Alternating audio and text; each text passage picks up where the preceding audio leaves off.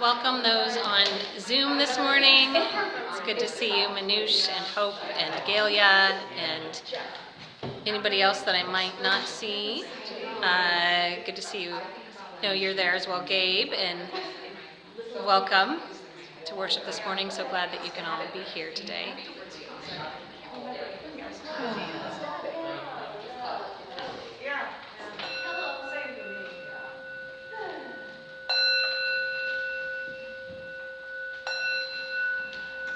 Good morning and welcome to Fairfax Community Church. We are so delighted to be able to be gathered here as sacred community in this sacred circle on this first Sunday of Lent.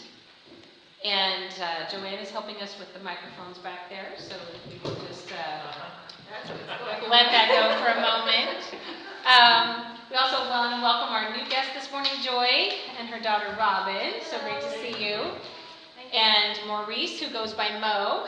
Great to have you with us this morning. And again, to everyone on Zoom and others who may be watching this later, we are grateful for your presence and that we're able to gather this morning.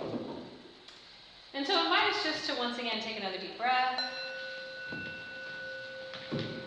And then to welcome Divine Spirit in our midst this morning.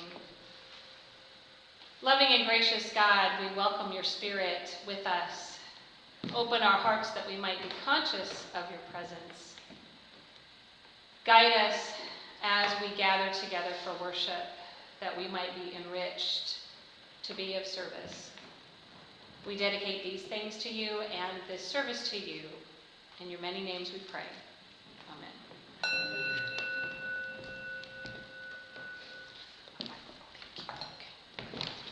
So, thank you, Joanne. So, as we gather, I'll invite you to notice your call to worship in your bulletin. We have been using prayers from Celtic teacher, former director of the Iona community in Scotland, John Philip Newell. And they are also a way of centering us. Notice that I'll talk a little bit more about it later, but our theme for Lent this season is wisdom, listening for wisdom, in the many different ways that she shows up in our lives. So you'll notice various phrases that include the word wisdom in our liturgy as well. So let us say together this call to worship. Open our eyes to see your Spirit in all life. Open our hearts to receive the blessing that is in all created things.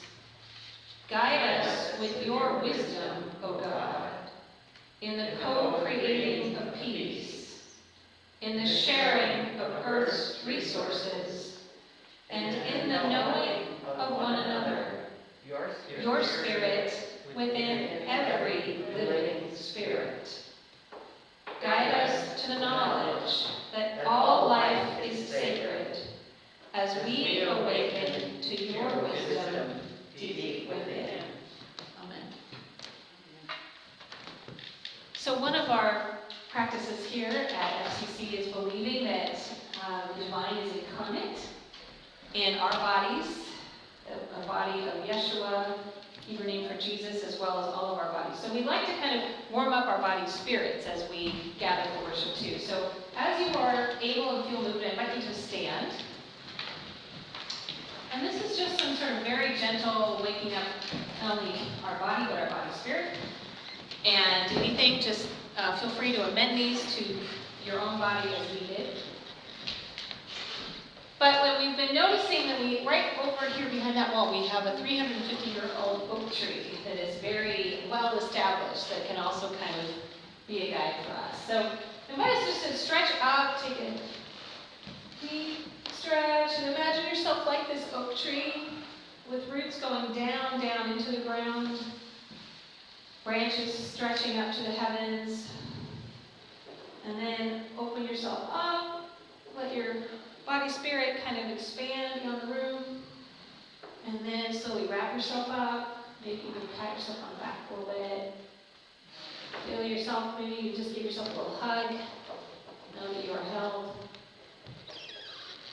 And then as you are able, slowly roll down and let your head drop. And just swing back and forth. And anything you need to release, feel yourself giving it back to Mother Earth. You can turn it into compost.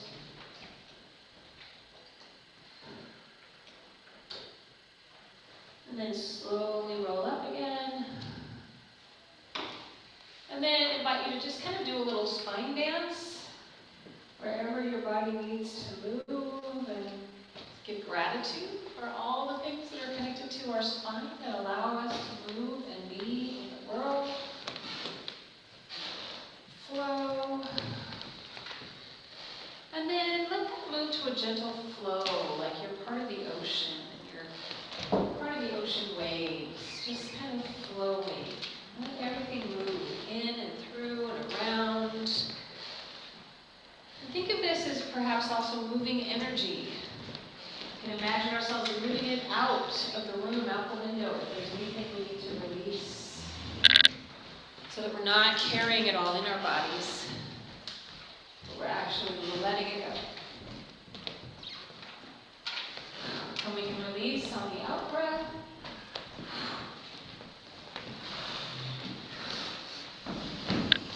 And if we need a little extra help letting something go, we can like we're throwing paint.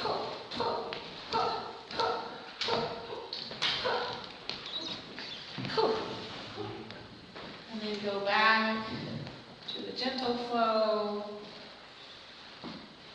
Feel that place of centeredness in your own body. And then invite us to do some cleansing breaths, where I invite you to kind of breathe up from the ground, have your hands go up, and then on the exhale, invite your breath to just release all around you like liquid light. And imagine yourself cleansing or clearing anything you need to let go of as you do this. So take a deep breath in, and let it out on the side. As your arms go out this way. Feel it as a cleansing breath. Again, take a deep breath in. And let it out on the side. One more time. Feel this as a true cleansing breath. Take a deep breath in. Let it out with the side. Good. And then just kind of put a hand over your heart and your belly.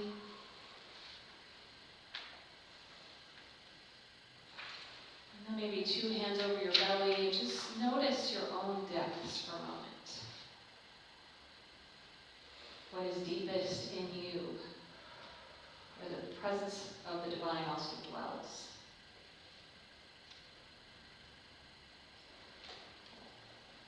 And imagine some of that divine goodness then coming through your heart and out your hands, in another place of radiance and divine flow.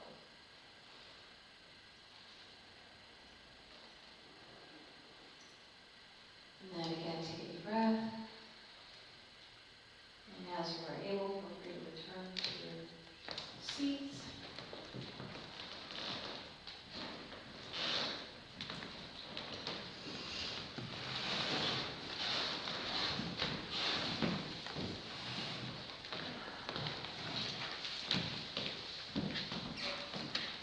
And so as we mentioned, as I mentioned in the notes to the congregation this week, we know that we're kind of holding a lot collectively right now, aren't we? And our hearts are heavy for Ukraine, for the people of Ukraine, for the people of Russia that don't want this war. And sometimes it's just too much for our bodies to hold. We need to hold it together in community. We need to let God hold it with us so that we can actually respond. And so it doesn't just break us so that we're not able to respond. So we have a couple of ways to do that in our prayer practice this morning. We've noticed, thanks to Tara, we have beautiful sunflowers on the altar this morning. You'll notice I'm also wearing sunflowers today in honor of the people of Ukraine, to stand in solidarity with them. And so we have a couple of ways. If you are feeling like this is something heavy and you want to release it, whatever you're feeling, I invite you to take a rock and imagine yourself putting whatever particular heaviness into the rock, and then place the rock in this earthen vessel made out of carved wood as a way to release it. And after the service, we will actually take the rocks and place them at the base of the oak tree. So the oak tree is holding it, so that we're not. If you would also like to write something, we also have paper leaves and a pen. If you want to just write a word or a phrase that you want to release, you can do that too. Simultaneously, we'll also be actually visualizing sending light.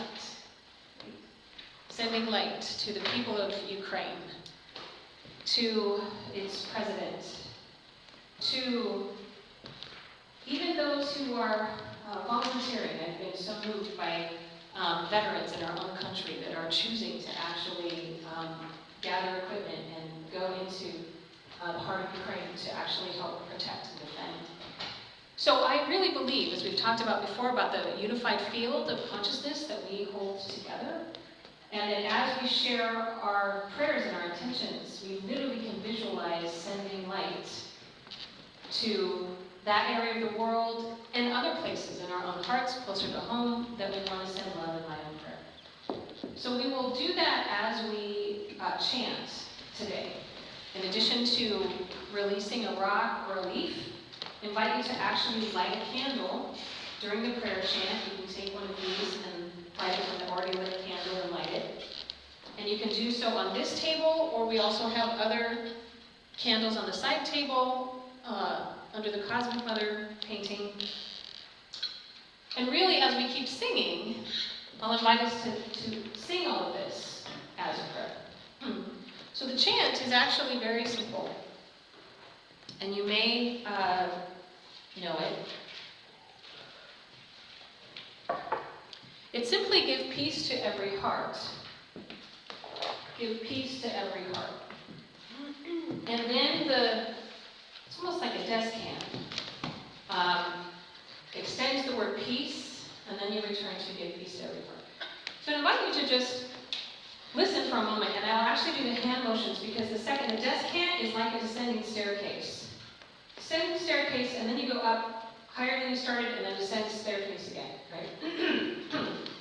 So, hoping that I can sing this morning.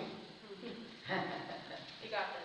I'm not sure if my throat has it. Okay, so it's give peace to every heart. Listen first. Give peace to every heart. Here's the desk hand. Give peace,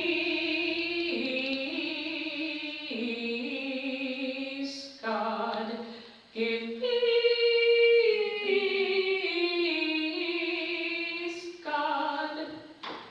Back to give peace to every heart. And here, listen to the desk hand again. Give peace, God. Give peace, God. Let's do the desk hand with me. Give peace,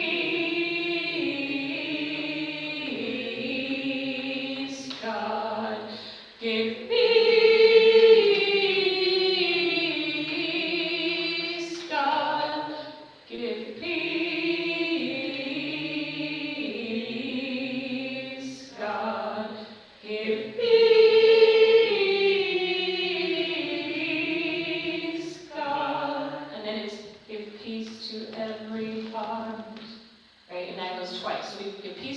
Twice, and then the desk hand. And if you just want to keep chanting, give peace to every heart, then you'll kind of be the bass, right? And that's good too. And feel free to mix it up. So, first I just invite us to just listen to the drum for a moment.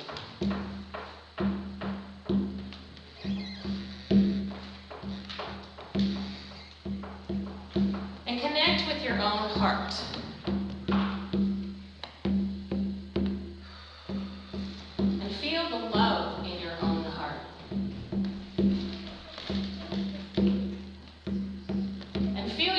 Connecting your love to divine love.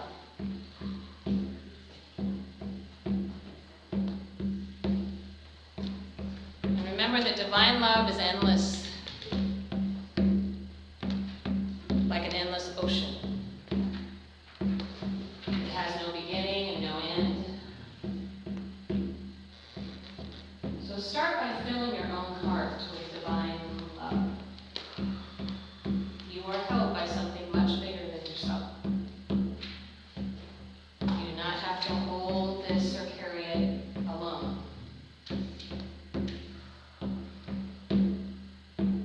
Feel yourself anchored and rooted to Mother Earth.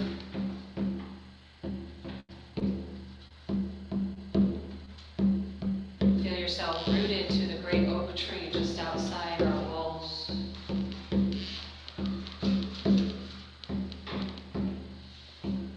Feel your own higher spirit connected to the cosmos.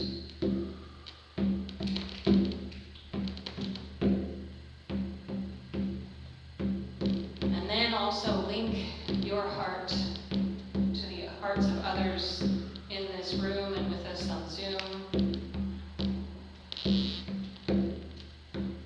And imagine us creating a circle of light that meets in the middle, like spokes of a wheel. And from that place we send light and love to wherever it is needed, to literally every heart.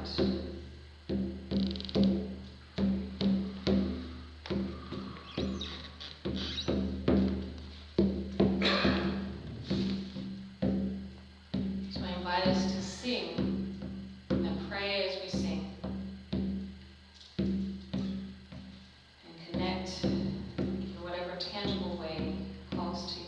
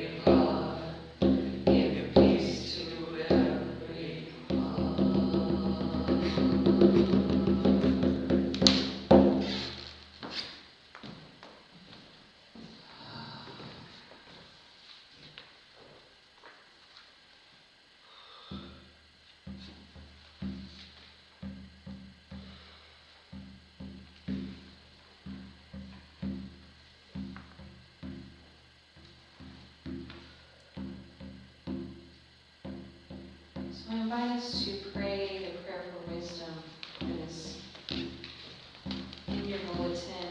It's before the Lord's Prayer.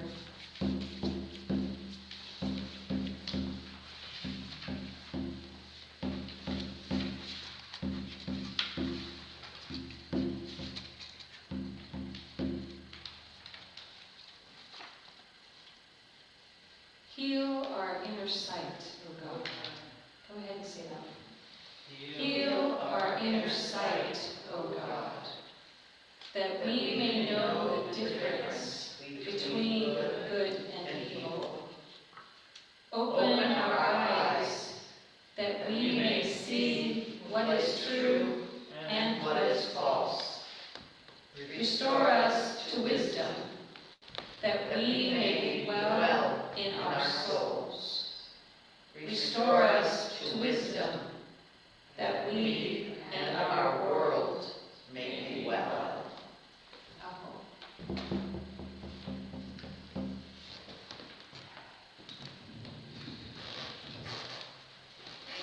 So in this sacred circle of light that we have created, if there are prayers we also want to express through our words, either for the world, for Ukraine, or for other needs closer to home, invite us to share that now, and if you would like to share that, then we invite you to actually use the microphone so people on Zoom can hear. You can just remove your mask for a moment while you're speaking and put it back on as a way to continue to be in prayers.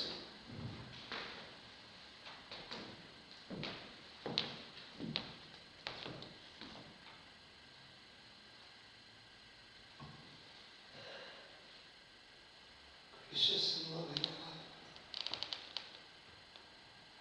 I am so grateful for all the people who have been supporting me in this time. And praying for my friend Lulu. It is truly a miracle that she is alive. 8 hours in surgery.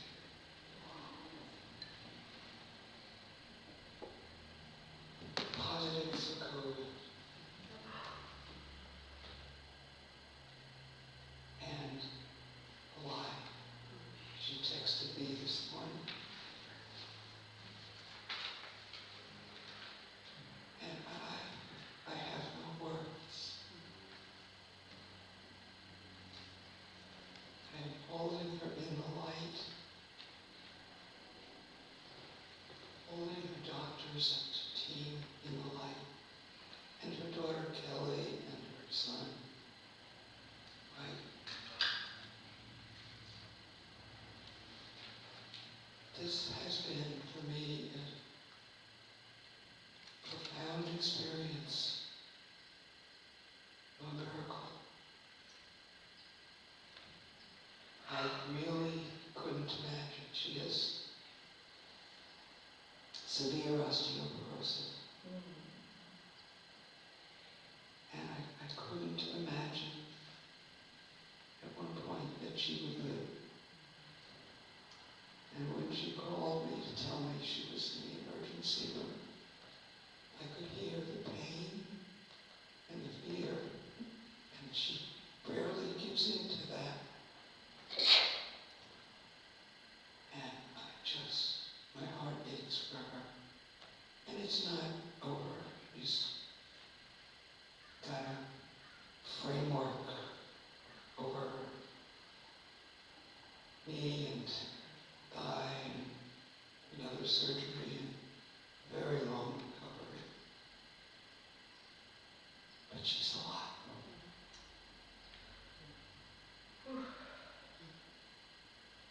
And I've had the incredible experience of just being carried through all of this and through my own surgery to have melanoma removed, another one from my arm, and to deal with that and feel like I am being carried.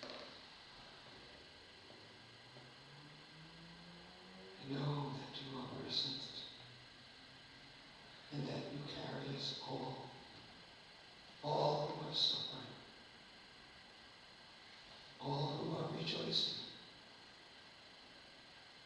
We are just held in the ever-brightening light. In your many names, God, I can hear praise. You hear our prayers.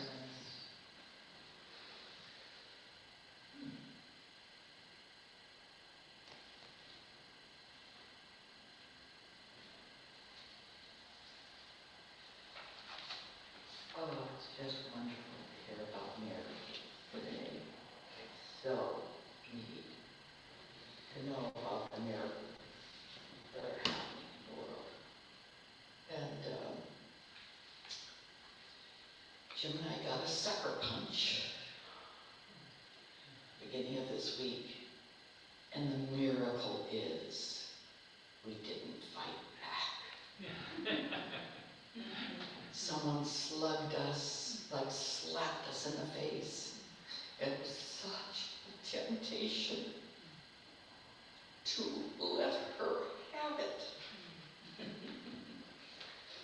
And when you get in a place like that, it's like you're out of your body.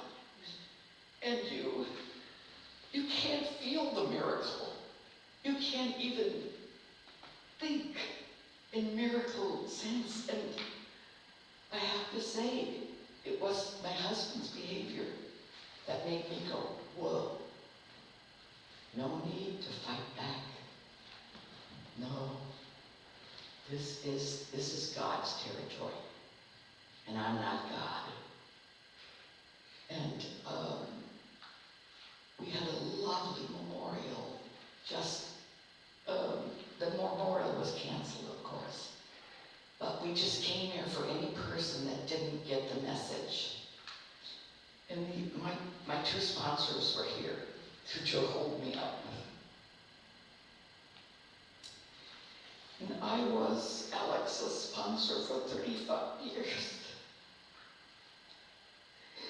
And for those of you who do not know what a sponsor is, it's someone who takes your hand when you are in the bottom of the well and pulls you up day by day.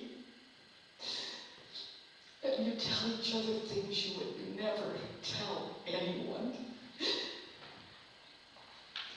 And you go to places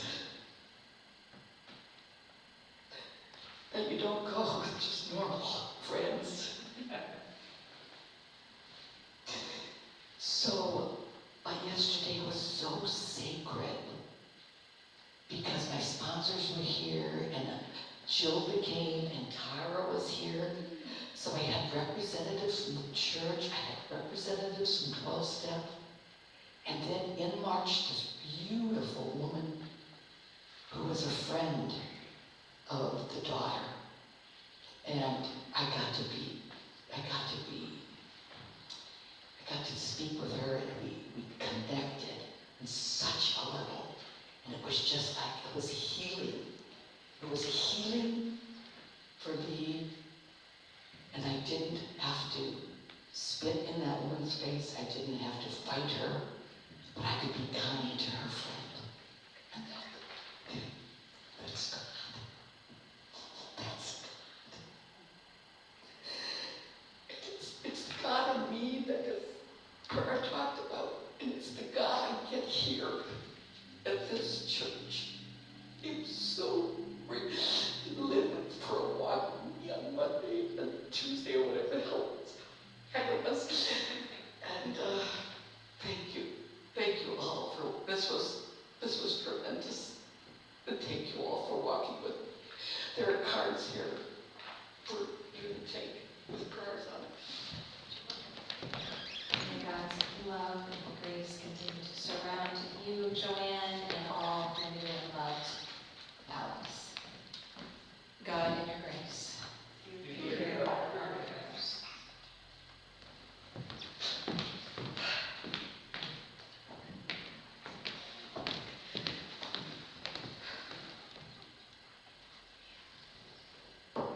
instead of being at the memorial yesterday, I got to go bird watching.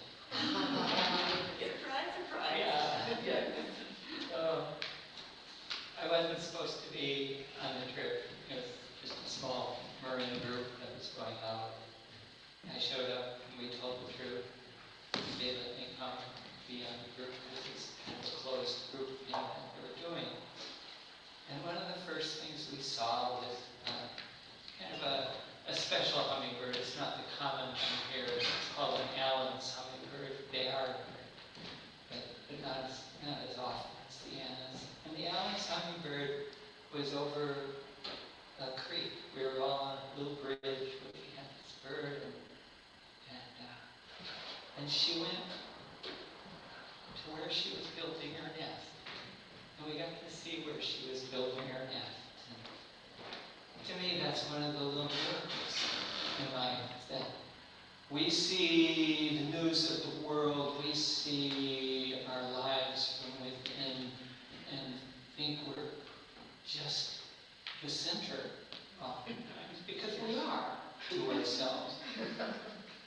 But doing that, seeing another life being the center of its own life, and just nurturing that Spirit of God, creating a new generation,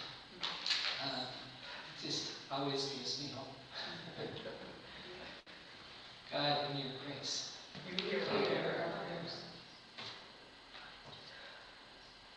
Well, I think we've established this morning that miracles really do happen. Yes. And I would just pray from the bottom of my heart that the miracle of peace in Ukraine is possible, and that a heart even like Putin's can possibly be opened and changed. That would be a miracle beyond belief. But let's all pray for it. And at the very least, let's pray for the people of Ukraine who are showing such love of country and each other and such courage that it's a miracle in itself. And I'm also very encouraged by the way the world has come together in support of Ukraine. And I pray that there is an outcome that in some way almost makes this something worthwhile. But it's not the way I would like the world to work. But it helps so much to be together and be in prayer and send light and love, and I pray they feel it. And I pray it also helps our hearts. So just gratitude to everyone, and gratitude to God. God, in your grace, You hear our prayers.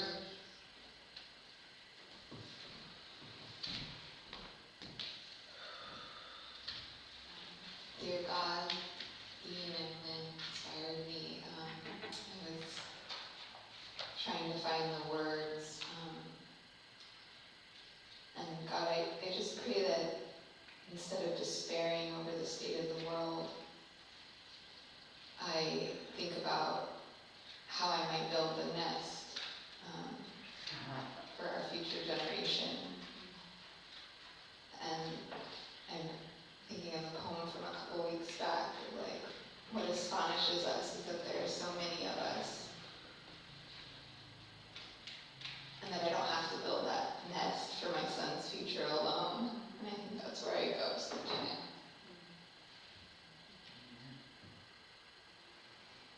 But it's astonishing how many of us there are, and I pray that we can begin in earnest to build the nest. Maybe we could just hand the world over to the moms for a little while, because these men are not really doing a great job. Oh, God, in your grace, You hear our prayers.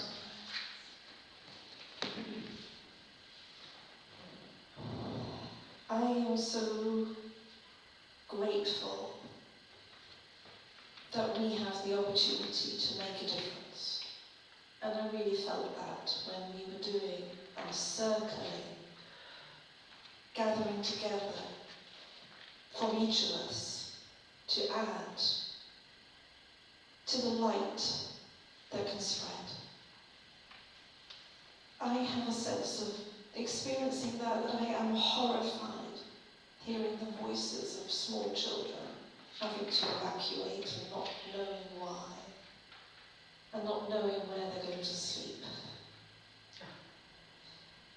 But at the same time, so amazed at the way it feels like the world is in a different era and might be able to react differently to this. And I speak specifically about being grateful for talking to a person I know who's Polish and has family in Poland. And she was describing to me how the 50,000 people every day coming over the border are being welcomed and not being put in camps, but being taken into people's homes. And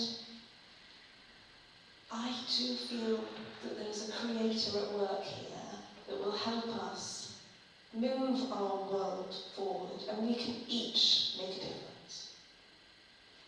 So God, in your grace, You you hear hear our our prayers. prayer.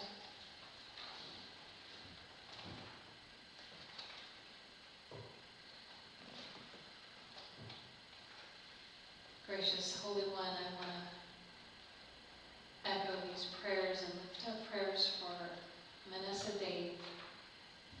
He's an Indian restaurant owner who created an Indian restaurant in a basement in Kiev. And he has been turning his restaurant into a bunker, feeding and housing anyone who comes through. And rather than taking money, he's asking for donations of food so he can keep feeding people. May he be protected. May his restaurant be surrounded with light. And may every single person that comes through on their way to moving out be blessed with the strength, encouragement, and courage to take that light and continue to share it and pay it forward. Be with the veterans of our own country who are bravely volunteering to fly to Ukraine to share their training to be able to protect and defend. For the hearts of those in Moldova who are welcoming immigrants, poor as they are, for all these outpourings of love and graciousness. We give you thanks and ask that that light may grow, and may we continue to find all that we can do to contribute, to share that light, to do our part, to send love, with thanksgiving in our hearts. We both give you thanks and ask for your continued mercy, compassion, protection, love, care, that together the people of the world may create a pathway to peace. We also ask your blessing on the needs closer to home. We ask that you be with Casey Carmichael, who was flown to Washington, D.C. to care for her son Theo. May he be surrounded with light and deep peace within the depths of his being, that he knows that he is loved. Be with our dear sister Manoush as she's had some health challenges in this last week. We thank you that her kidneys remain strong, and pray that she is able to recover fully and come into a place of complete health and well-being, restored, knowing that your love is with her. And for the other prayers that may be on our hearts that we have not spoken out loud, loving God, we trust that you hear them. So we lift up all these prayers in the name of Yeshua, Mother Mary, and all your many names. God, in your grace, You hear our prayers.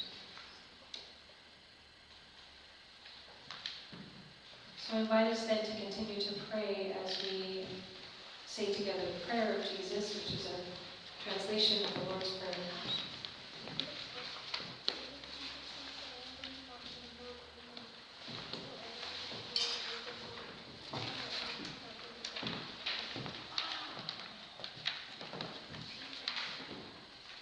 And Arun is the Aramaic word for God that Yeshua used, that is in the original Lord's Prayer. Arun, our Mother, Father God, who lives in, within, and beyond all creation, your sacred presence is holy. May your realm thrive. May your justice be done. May your loving compassion reign in every season and in every situation. Give us today the bread that we need, and support us as we share bread with the world. Forgive us when we miss the mark, and heal our hearts as we forgive others. In every trial, strengthen us. In the midst of evil, deliver us. For yours is the wisdom and the power and the radiance, now and forever.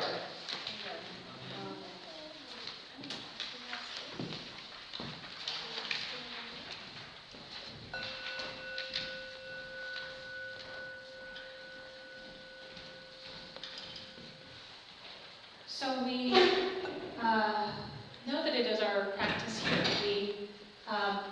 When we go to receive the sacred text, we sing the Shema Israel, and the word Shema in Hebrew means to awaken, so it prepares our hearts to receive the text. And then, as I mentioned, through the season of Lent, we're going to be using wisdom poetry from the Hebrew wisdom books. Today is from the Wisdom of Solomon. I'll talk a little bit more about that, but it's so beautifully poetic in nature. And so we usually ask for volunteers to do the readings and the singing. Does someone want to sing the Shema this morning? Joanna, okay. Does someone want to read the Matthew text this morning? Sure. Okay, great, Joy. And does someone want to read the wisdom text today? Okay, Dee.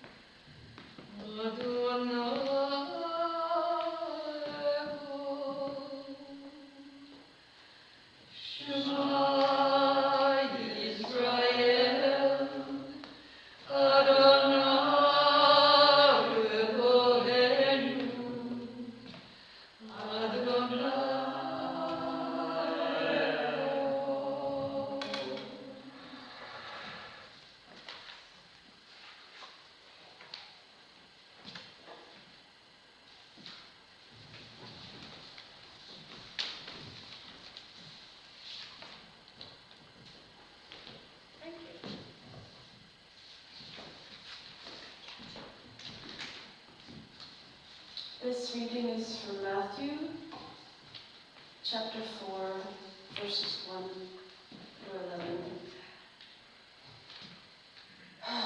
Then Jesus, full of the Holy Spirit, returned from the Jordan and was led up by the Spirit into the wilderness, where for 40 days he was tempted by the devil. He ate nothing at all during those days, and afterwards he was famished. The tempter came and said to him, "If you are the Son of God, command these stones to become loaves of bread." But he answered, "It is written, one does not live by bread alone, but by every word that comes from the mouth of God." Then the devil took him to the holy city and placed him on the pinnacle of the temple, saying to him, "If you are the Son of God, throw yourself down, for it is written, He will command His angels concerning you, and on their hands they will bear you up, so that you will not dash your foot against a stone." Jesus said to him, "Again, it is written, do not put the Lord your God to the test." Again, the devil took him to a very high mountain and showed him all the kingdoms of the world and their splendor. And he said to him, "All these I will give you if you will fall down and worship me." Jesus said to him, "Away with you, Satan, for it is written, worship the Lord your God and serve only him."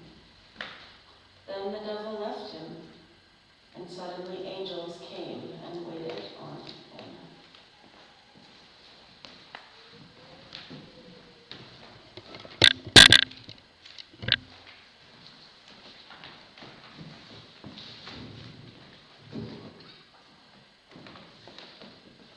I will tell you what wisdom is and how she came to be, and will trace her path from the beginning of time. I will make her teachings clear to you, and will not pass by truth. For the company of the wise is the salvation of the world, and those who love her receive great treasure. Wisdom is radiant like the whiteness of the moon, and more beautiful than the glistening stars.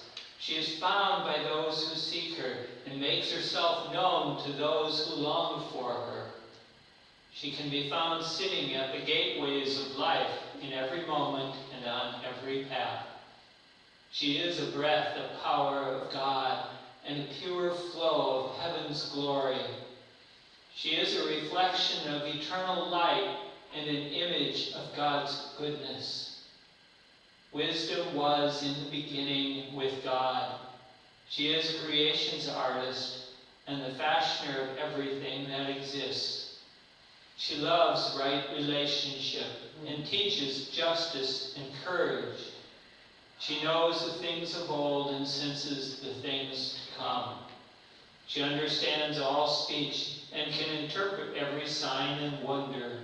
And so I loved her and sought her from my youth. I chose her as my bride and have delighted in her presence, for she is the everlasting gift of God.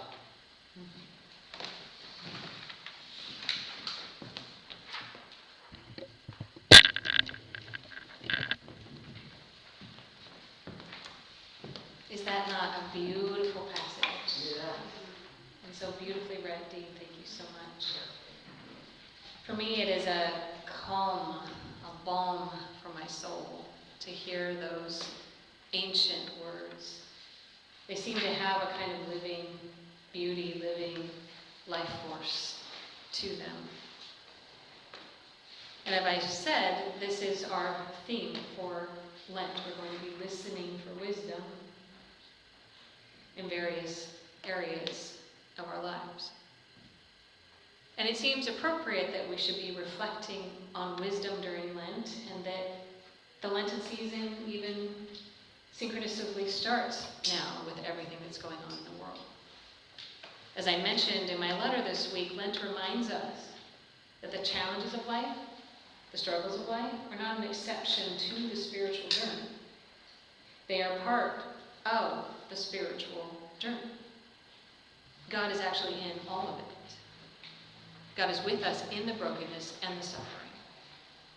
And we don't skirt around it.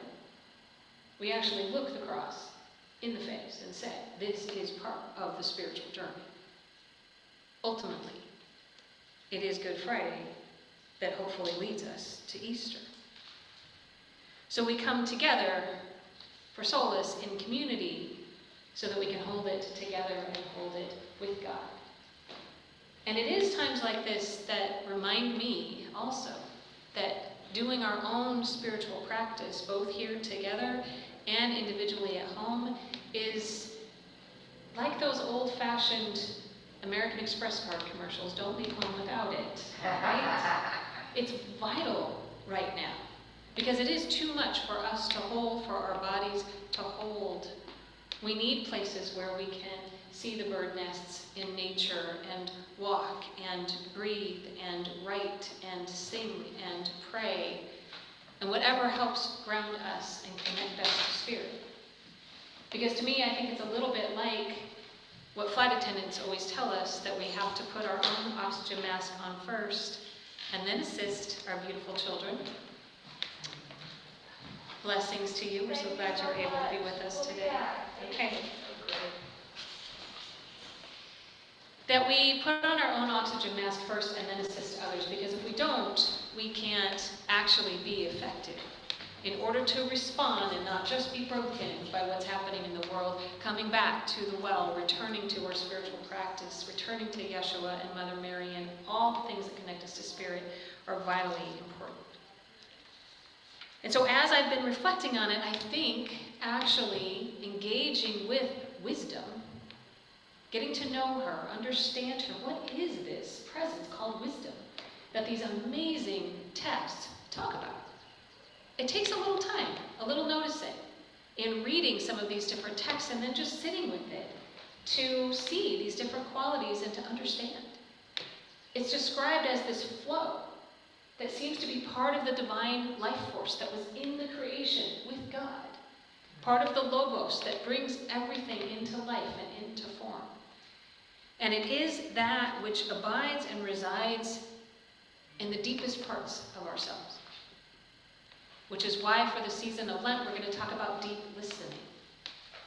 Listening to the voice deep within, and then listening for wisdom in other parts of our lives.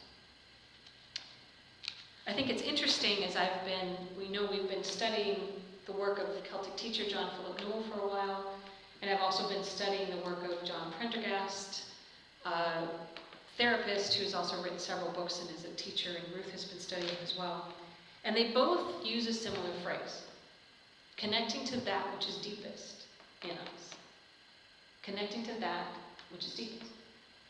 For John Philip Newell, that is also theological, believing that what is deepest in us is of God, not opposed to God. So when we connect to that which is deepest in us, in the belly of our being, we also meet God. John Prendergast also says that which is deepest in us is deeper than any core limiting belief. That we're not enough, that we don't do enough, that we're not worthy, whatever it is, those limiting beliefs. If we sink deeper, we will actually also hear the presence that we are loved and we are held, and there is something we can do when we connect to God's light within us. So I believe, as I partner this with these readings, what is deepest in us is also wisdom. She's a deep, deep wellspring. She's a presence. But we have to cultivate our relationship with her. We have to actually seek her. We have to kind of get to know what she feels like, what her qualities are like. And if you stop and think about it, you probably have those experiences where you can kind of tell. If you drop into something, it feels like wisdom. Wisdom usually is also based on experience, as opposed to that quick impulse, oh, maybe I should do this. But it might not quite be the right thing because we haven't really dropped deep enough to connect with those depths, right? So wisdom can also then be a guide for our lives when we check in with her. One of the things that brings me great comfort in all of these passages is that she's really ready for us to connect with her. It's like another image of that deep underground stream that's always flowing, this life force that's always around us. We just have to tap into it. But the tap is already flowing. The original passage of phrase from the passage we have today says, she hastens to make herself known to those who long for her. She hastens to make herself known to those who long for her. It's like this attraction. And as we dip into the well, we can connect with her. Sophia, wisdom, is often portrayed in a slightly mysterious way. She is often veiled and often also dark-skinned. If you look at the image that's in your bulletin near the back, it is the cover of a book by Caitlin Matthews called Sophia, the Goddess of Wisdom.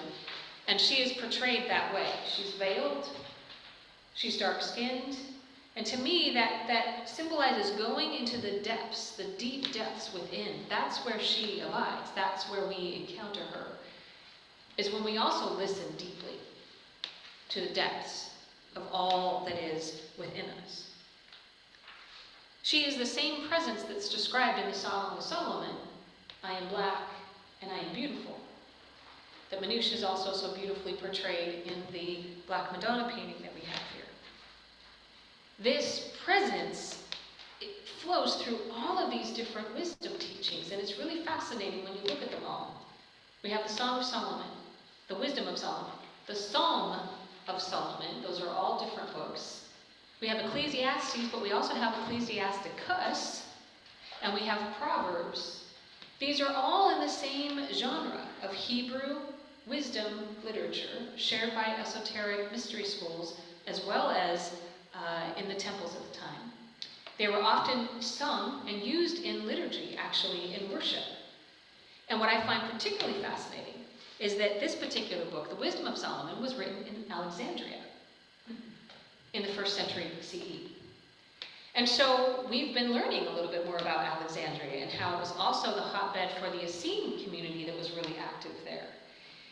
And so if that's the case, then we can also be assured that Jesus would have been familiar with this language. He probably would have sung these phrases in his own temple worship and in those communities. So he would have been very familiar with this understanding of wisdom.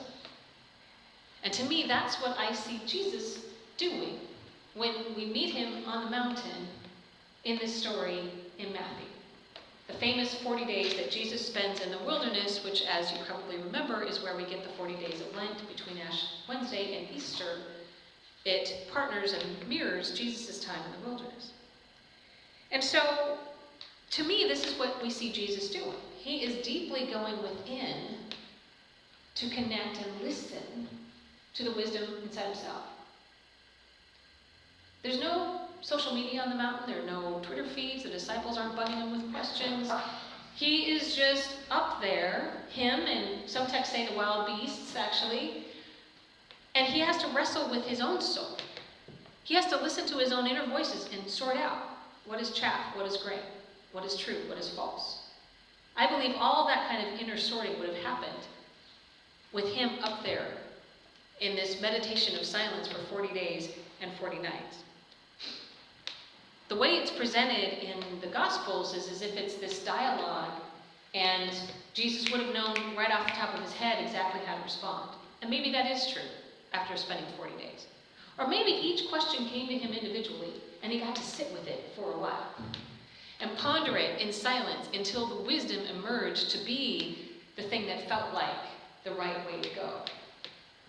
Either way, I believe that cultivating this kind of inner life that we even see reflected in the image of Jesus meditating could have possibly been him connecting with the wisdom inside himself.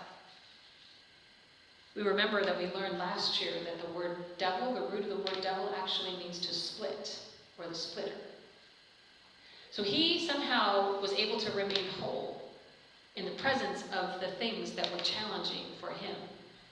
He connected to his own depths, deeply listened for God's voice, and responded in wholeness.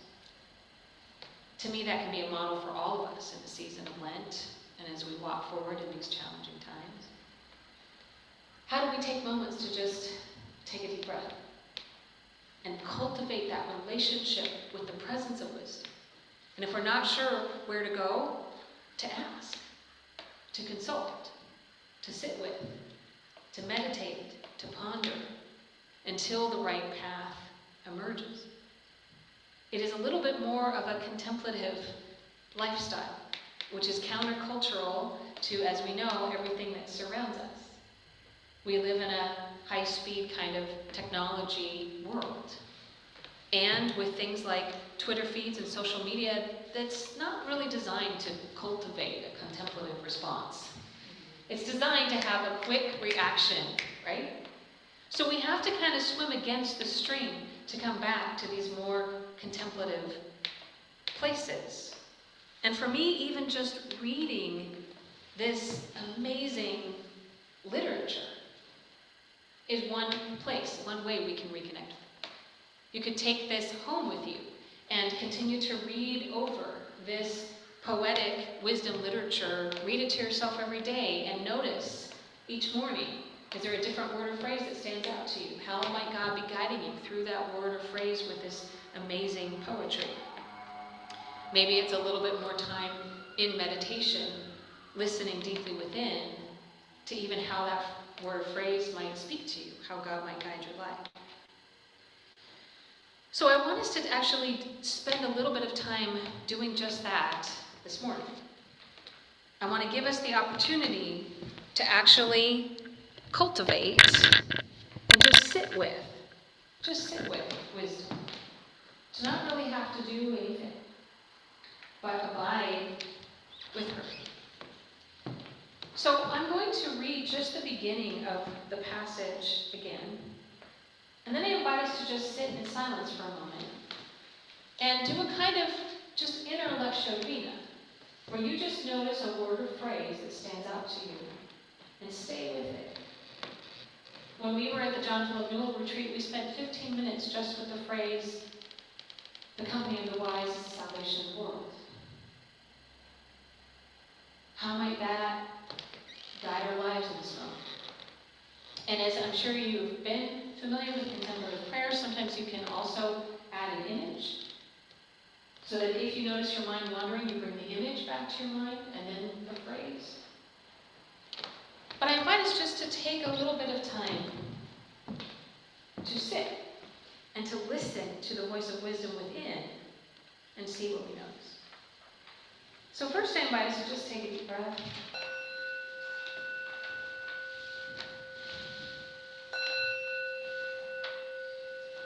And just kind of allow all those words to settle. Notice if there's anything you want to remember that shimmers for you from what was shared.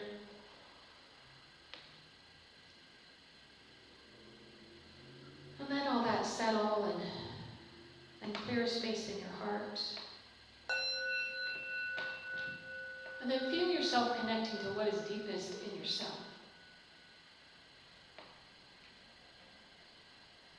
Where is that fertile presence of wisdom? Where does it abide in your body?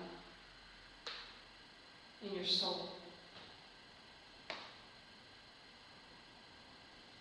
The presence of that flow of the life force.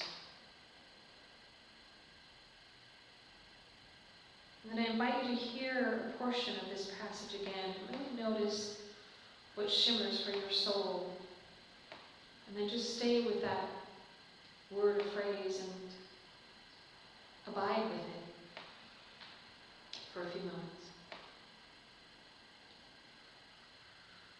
I will tell you what wisdom is and how she came to be. And we'll trace her path from the beginning of time. I will make her teachings clear to you and will not pass by truth. For the company of the wise is the salvation of the world. And those who love her receive great treasure. She is found by those who seek her and makes herself known to those who long for her. She can be found sitting at the gateways of life in every moment and on every path.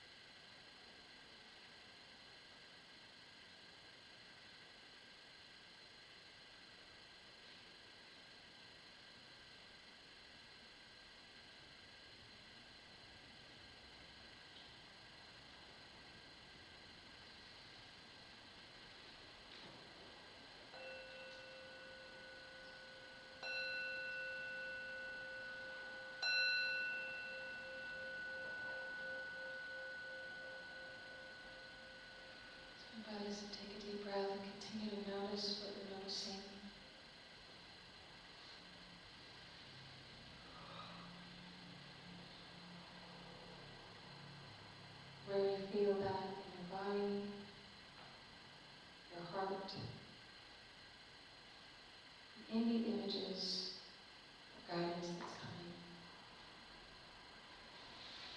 I invite you to notice that and savor it so that it will be remembered.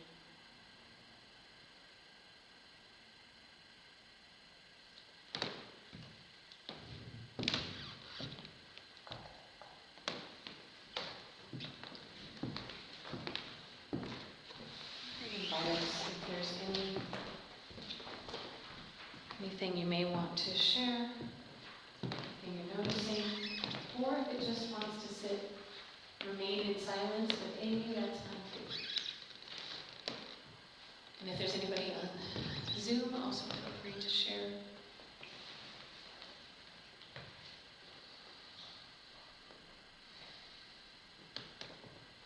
Yeah, go ahead.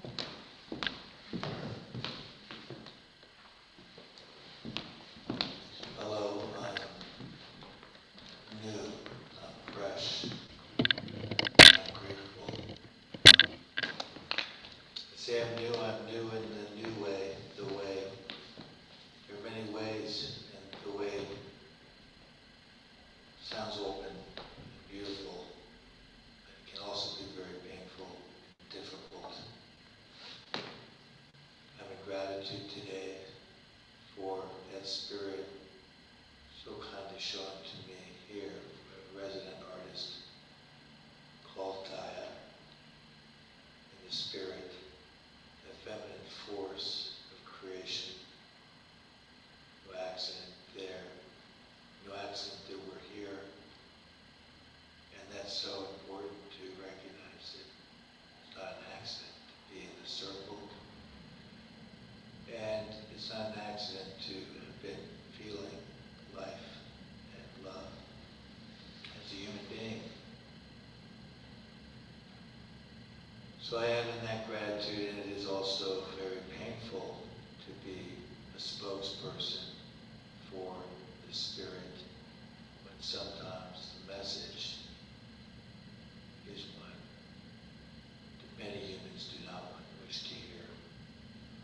Or if they do hear the message of a world, our world, which is dying, our oceans, which are poisoned, our intelligent brothers and sisters, mammals and porpoises, to the extent that now science and the separation of science and spirit is so painful to observe on this planet. This idea of separation. This idea of separating us from something so beautiful, if we would open up our windows, open our doors, which has been very pressed hard, not been told not to do during these COVID times. But I dare say, as we are learning more about the planet and nature, yes, the amazing science that Spirit does in this world, in this universe, in ourselves,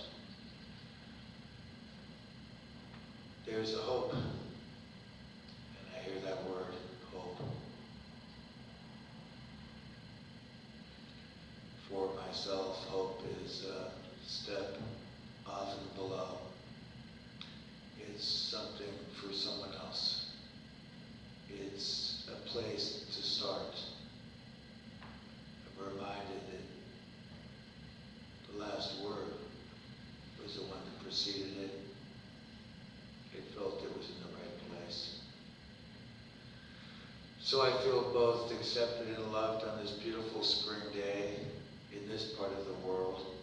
Spring, what that means is flowers blooming and birds starting to really burst forth. But on this very same spring day, it's minus 35 degrees with a wind chill factor making it even colder.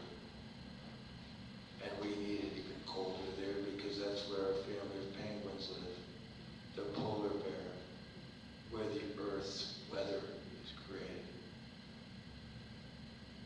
I may be one man, one prophet, one being, one teacher, one student, one G on this beautiful day. We are all something very beautiful in this world. For me, myself, I I'm in faith for the things that I love. I'm in faith that Alex, who passed away, and who I had seen so many times, and all of the different individuals in the different hometowns and places I've been, and even some call it the spirit I've never seen possibly with these eyes, yet it shows them to me. It's not all good. It's a beautiful expression to calm those who are going through difficult times, if it helps. So we live in a world that needs our help. Why does nature need our help?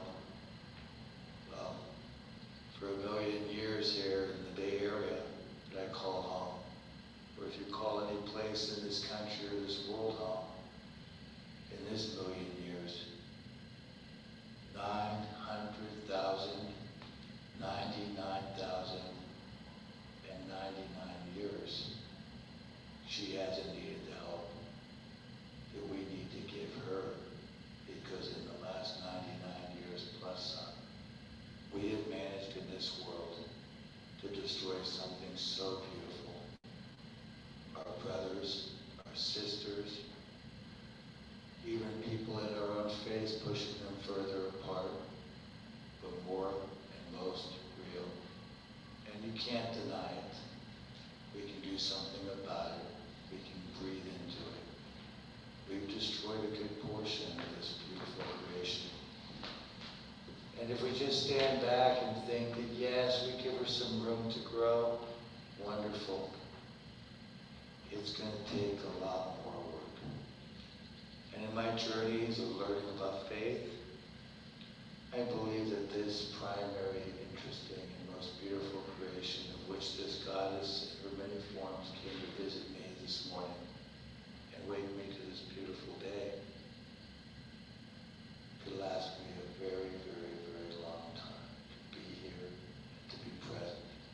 And if I only have a year to share how vital this is and be a man of God, be a being of God, be a human being, then this would be my greatest pursuit.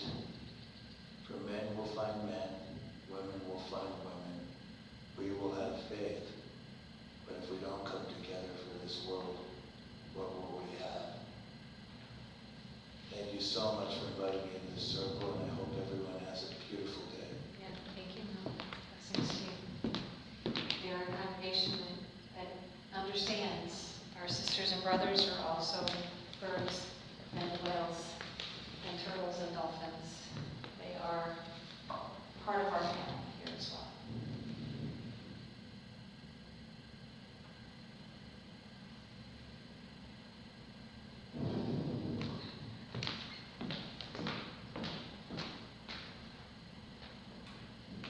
Just to say, my word or phrase was at all times.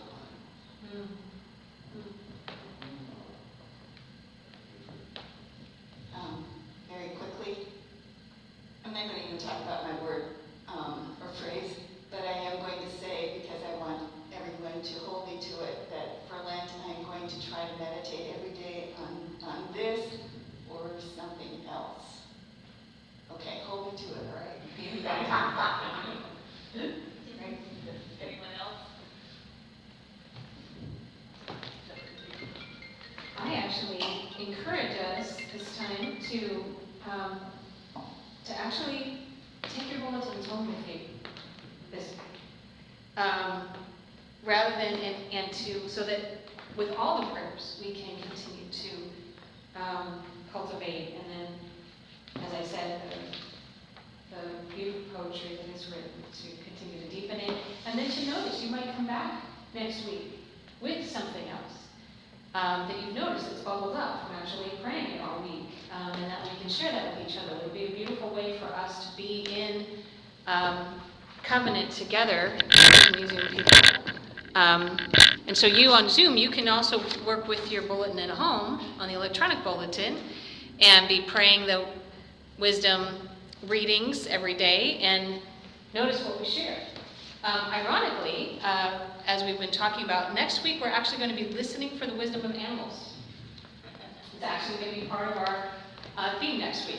The wisdom that's found in nature and in animals, and how do we hear the voice of wisdom with that as well.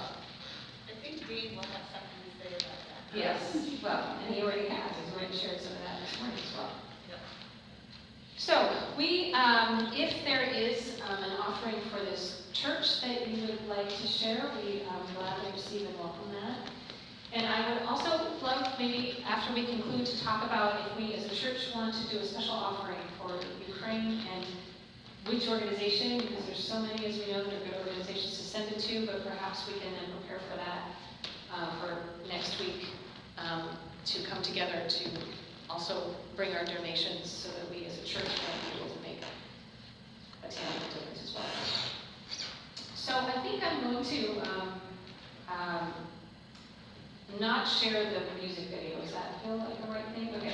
So then I'm going to invite us to stand as we've just had a particularly rich time of singing and praying. So I'll just invite us to then continue to bring our hearts together. So.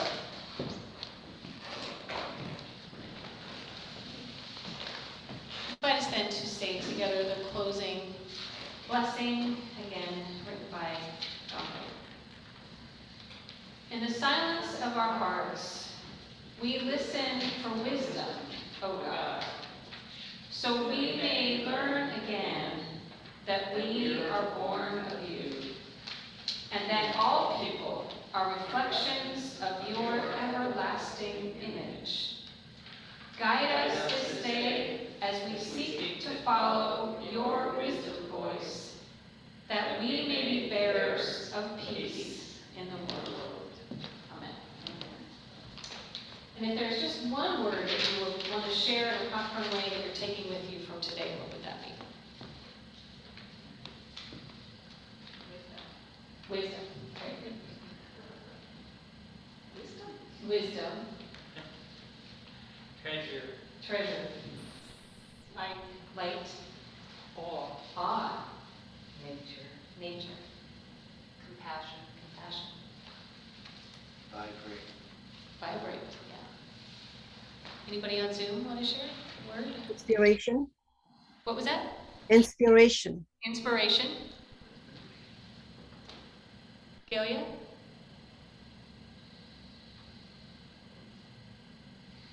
Okay.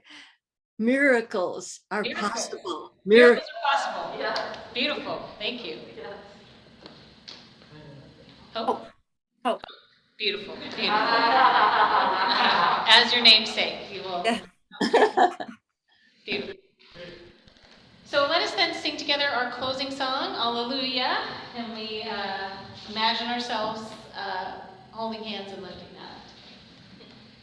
Alleluia, alleluia,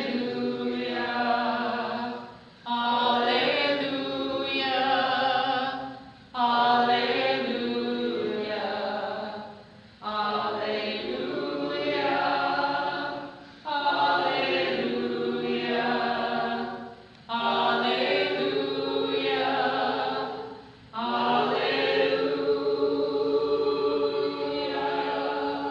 Beautiful. May we go in peace and wisdom and hope. Amen. Ashe. Beautiful.